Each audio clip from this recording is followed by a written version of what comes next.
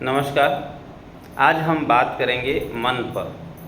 मन बड़ा चंचल होता है, वह हमेशा भटकाता रहता है इधर से उधर, उधर से उधर। यदि मन बस में हो जाए तो आपकी सफलता आपके चरणों में। अब हम यहाँ समझते हैं कि मन और बुद्धि, मन क्या है, बुद्धि क्या है।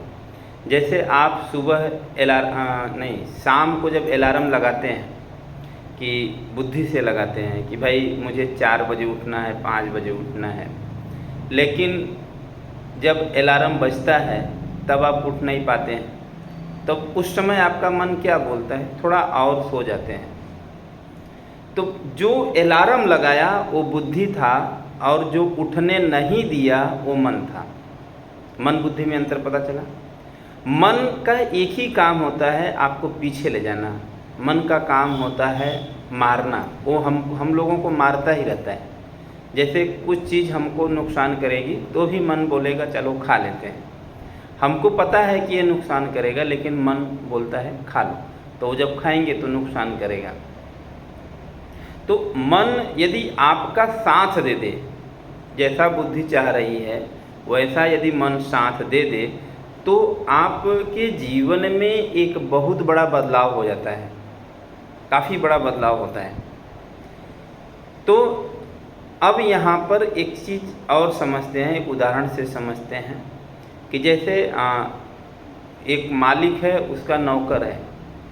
यदि मालिक अपना काम करे, नौकर अपना काम करे, तो जो भी सिस्टम है वो बहुत आगे चला जाएगा।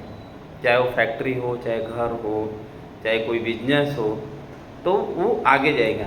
लेकिन मालिक कुछ और चाहता है और नौकर कुछ और चाहता है, तब दोनों में विरोध पैदा होगा और उसका विनाश हो जाता है।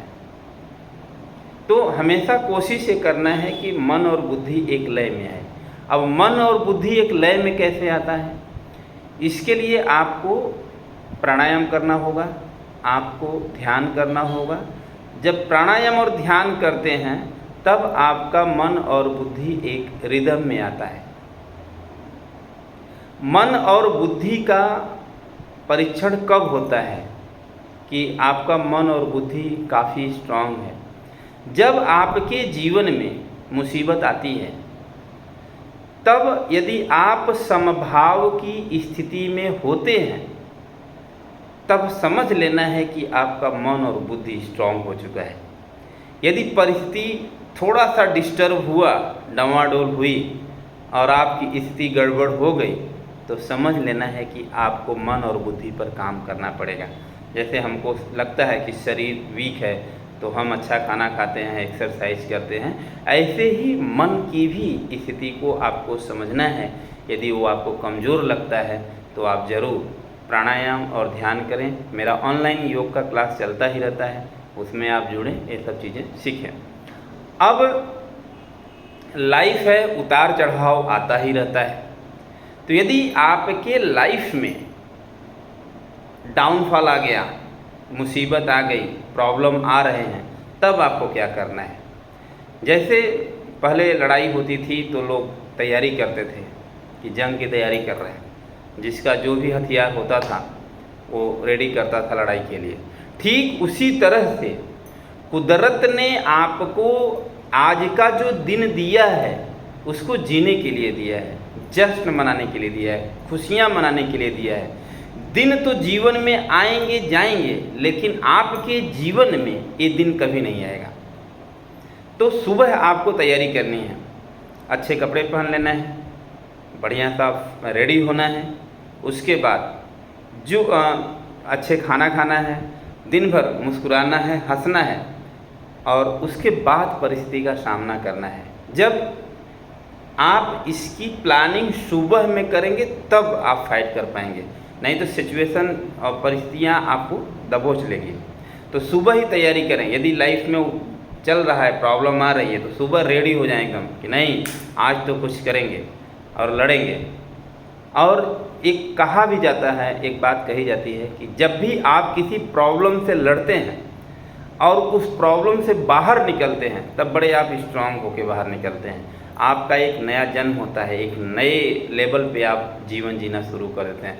और ये भी हमने अनुभव किया है, आपका इस समय का जो प्रॉब्लम है बाद में एक कहानी बनती है और उसी प्रॉब्लम को लेके आप हंसते हो कि ये कुछ नहीं था, मैंने तो ऐसे कर दिया वैसे कर दिया।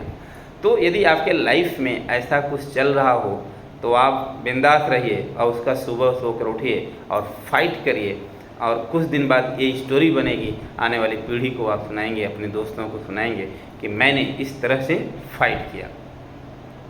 अब हम यहाँ समझते हैं कि हमारे मन के 7, जैसे हमारे पास 7 दुश्मन होते हैं, हमारे शरीर में 7 दुश्मन होते हैं। एक तो होता है क्रोध, दूसरा होता है डर, तीसरा होता है चिंता, फिर होता है चिड़चिड़ापन, निराशा, दूसरों को देख के जलना और मन की डवाडोल स्थिति। ये लगभग 6-7 हैं, ये आपके दुश्मन होते हैं। तो जब ये आपके बॉडी में हावी होते हैं, आपके मन में हावी होते हैं, आपके बुद्धि पर हावी होते हैं, तब आपको ये डाउन करते हैं। और इस 6-7 जो मैंने गिनाया, इसमें से कोई न कोई हर समय आपके पास रहता है। ये दुश्मन है हम लोगों के, हमको आगे नहीं जाने देते हैं। कभी चिंता रहेगा तो कभी चिड़चिड़ापन रहेगा, कभी डर रहेगा, कभी शक रहेगा, कभी हम कुछ नहीं है तो दूसरे को देख के ही मतलब जल रहे हैं। तो ये स्थिति यदि आपके अंदर है तो इसको आपको समझना है, समझ के हमको इसकी तैयारी करनी है। यदि मान लीजिए किसी काम को लेके आपको डर लग रहा है, तब उस इंसान के बारे में सोचिए कि जो इस काम को करके सफल हुआ है, तो आपका डर अपने आप भागेगा कि नहीं यार, जब वो इंसान कर सकता है तो मैं क्यों नहीं। यदि आपको क्रोध आ रहा है तो उसका भी कुछ न कुछ सब्स्टिट्यूट ढूंढ के रखिए। गहरी सांस लीजिए, सांस रोक लीजिए, या उस सिचुएशन से हट जाइए, क्योंकि ये जो 7 दुश्मन हैं आपके, ये आपके शरीर में दिन भर विषैले पदार्थ को उत्पन्न करते हैं। और मैंने पिछले वीडियो में भी बताया था कि ये जो विषैला पदार्थ है आपके ब्लड में जाते हैं, ब्लड से पूरे शरीर में जाते हैं और पूरे शरीर को नाश कर देते हैं। जैसे दीमक होता है, दीमक में दम नहीं होता है, लेकिन जहाँ लग जाएंगे वो चाट जाएंगे, ख़त्म कर देंगे। इसी तरह से ये जो 7 मैंने गिनाया, 6 या 7 मैंने गिनाया, ये आपके शरीर में दीमक की तरह काम करते हैं, पूरे बॉडी के अंग को चाट जाते हैं, कमज़ोर कर देते हैं, शिथिल कर देते हैं। तो आप जो है ये इन सब चीज़ों से फाइट करिए। जब भी क्रोध आए हट जाओ उस सिचुएशन से, अपने आप को बदलो। दुनिया को बदलने में आपको दुख ही मिलने वाला है, खुद को बदलेंगे आनंद मिलेगा। तो मेरी एक छोटी सी विनती है कि जब भी काम करो तो अपने ऊपर काम करो और एक नया समाज का निर्माण करते हैं हम लोग मिल करके। और मेरा मिशन है कि 10 लाख परिवार को सकारात्मक एनर्जी पहुंचानी है, उनके घर घर में पॉजिटिव ऊर्जा लानी है, सोच विचार जैसे भी हो सकता है। और आप भी इस वीडियो को देख रहे हैं तो इसको ज़रूर शेयर करें, और आपको ऐसा कुछ समस्या हो तो मुझे बोलें, मैं उस पर भी वीडियो बनाऊंगा। और मैं ऑनलाइन योग सिखाता हूं, तो आपको लगता है योग करना चाहिए तो आप मेरे से में मेरा नंबर है ही है चैनल पर, तो आप लेकर के मुझे व्हाट्सअप करें और अपनी प्रॉब्लम को शेयर करें। फिर हम मिल कर के योग करेंगे और वियोग से दूर रहेंगे। योगी आदमी वियोगी नहीं होता है उसका, क्योंकि वो ब्रीदिंग और ध्यान करता रहता है, तो उसका जो मन और बुद्धि हो दोनों स्ट्रांग होती है, हर परिस्थिति में वो समान रहता है। बहुत ज़्यादा खुशी होने पे खुश भी नहीं होता, बहुत ज़्यादा दुखी होने पे दुख भी नहीं होता है। तो आइए योगी बने, उपयोगी बने। सबको नमस्ते, जय श्री कृष्ण।